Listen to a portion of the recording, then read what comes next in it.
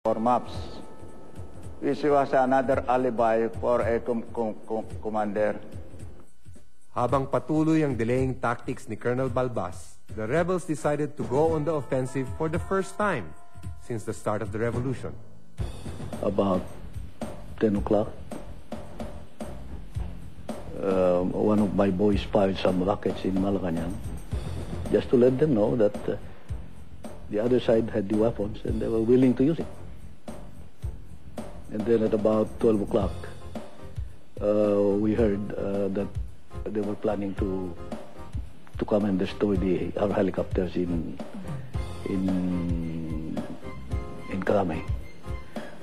So I had 3 of the gunships take off and destroyed the Hueys on the ground in Villamor. So when the third order came, I started looking for General Tadjar through our network. Was able to locate him at Malacanang Park. Sabi ko sa kanya, I could not fire at Camp Crame simply because there are lots of people that are inside Camp Crame. These are innocent people. I recommended to him that we should move back to Fort Bonifacio, which he has acceded. Hindi lang kontrol ng kanyang mga sundalo ang unti-unting nawala kay Marcos. Habang ipinapalabas ang kanyang press conference sa government TV station, bigla itong naputol sa ere. Na-take over na pala ng isang rebeldeng tropa ang Channel 4 na dating pag-aari ng ABS-CBN. Biglang nagkaroon ng media power ang mga rebelde. Di pa agad-agad because there was still one problem. Paano nila patatakbuhin muli ang Channel 4? Even long before that, we always thought of how we as the broadcast people could help in our own way to unseat the Marcos regime. Pumasok na kami, yung grupo ko, sila Jimmy Navarro, si Badong Castillo, si Princesito Pascual. Pumasok kami. Wala na yung stasyon. Off the air na yung stasyon. Yun lumala akong ganyan. Talagang kinakabahan ako, katakot-takot ang kaba ko. Kasi karirinig mo lang ng putok eh. Nagkataon na may lumabas na isang engineer. Tinawag ko, nakilala naman kaagad ako. Kinausap ko siya, sabi ko, nasaan yung mga iba? Kinento niya sa akin na, nandyan lang ho, nakatago lahat-lahat. Takot, natatakot. Labanan nga. Tinawag ko, sabi ko, tawagin mo lahat-lahat yan. Sabi mo, pinatatawag sila ni Jake Lopez. At sabihin mo sa kanila, walang recrimination, walang gantihan, walang basta, ang gagawin lang natin, we will put the station on the air. Meron dumating na grupo galing sa Radio Veritas, si Orly Punsalan. Yung yumao na Orly Punsalan. If I'm not mistaken, it must have been about 1 o'clock in the afternoon of Monday. We went on the air and we asked Orly to be the one to announce. Good afternoon, ladies and gentlemen. Channel 4 is on the air again to serve the people.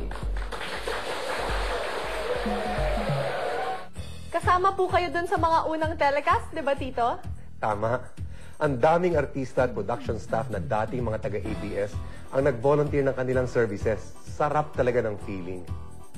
Ngayon lang po ang pagkakataon. Ayan.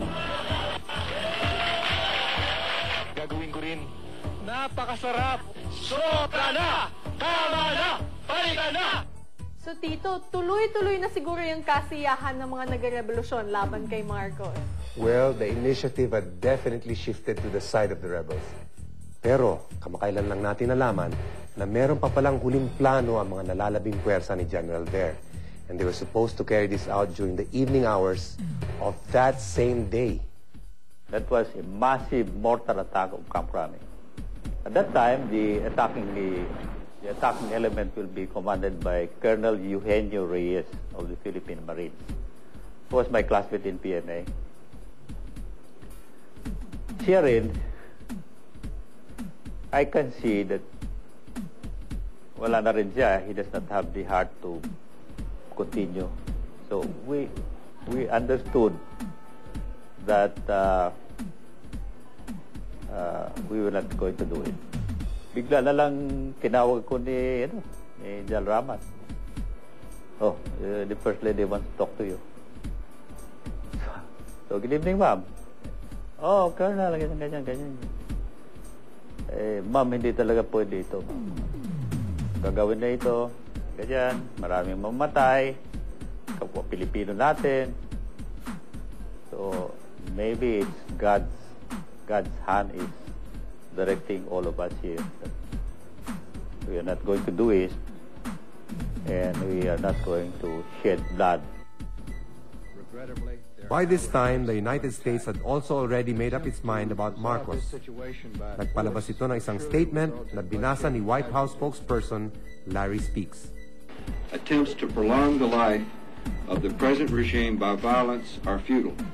A solution to this crisis can only be achieved through a peaceful transition to a new government.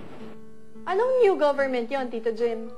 Nang makita ni Enrile at Ramos na sinusuportahan ng gusto ng taong bayan si Cory, kinausap ng dalawa ang byuda ni Ninoy para magbuo na ng transition government.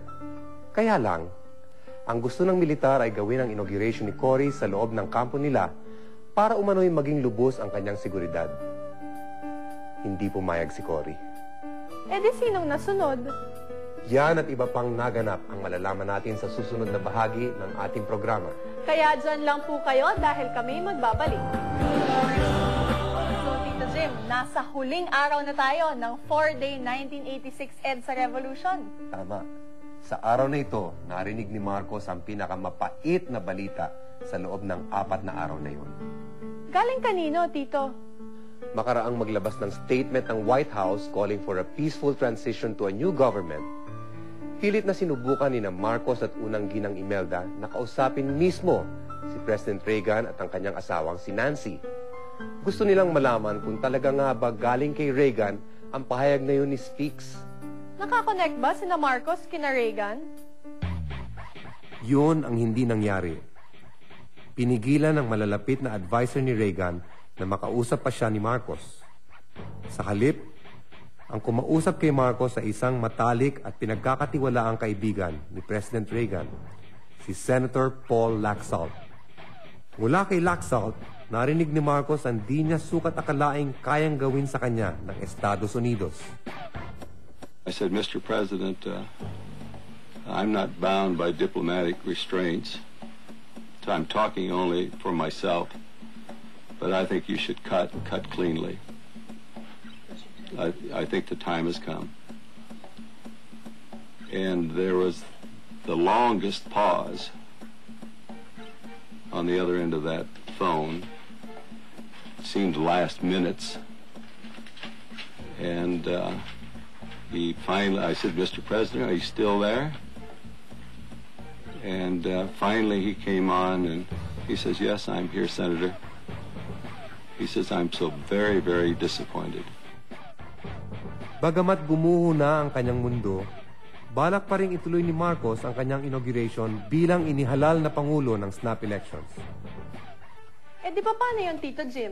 Di po ba may plano ding i-inaugurate si Cory Aquino bilang presidente? Yes, pero naunahan niya si Marcos ng kalahating oras. So where was Cory's inauguration finally held? Sa Club Filipino, katabi ng Green Hills Shopping Center. I was there when she took her oath of office, and if I remember rightly, it was Teddy Boy Locsin who wrote the words of the oath or whatever else on a napkin and either gave it to her or gave it to the person beside her to dictate to her as she took the oath of office. I, Corazon Cojuangco Aquino, do solemnly swear Sa Malacanang naman, handa na rin ang lahat para sa inauguration ni Marcos. It was a typical inauguration except that those of us who were overly optimistic, we were oblivious of what was happening on the other side of the fence, meaning at Club Filipino, while those of us who were less optimistic, maybe they knew more than we did. You could feel it that they were quite edgy. The oath-taking was delayed because obviously we were waiting for Vice President Arturo Tolentino.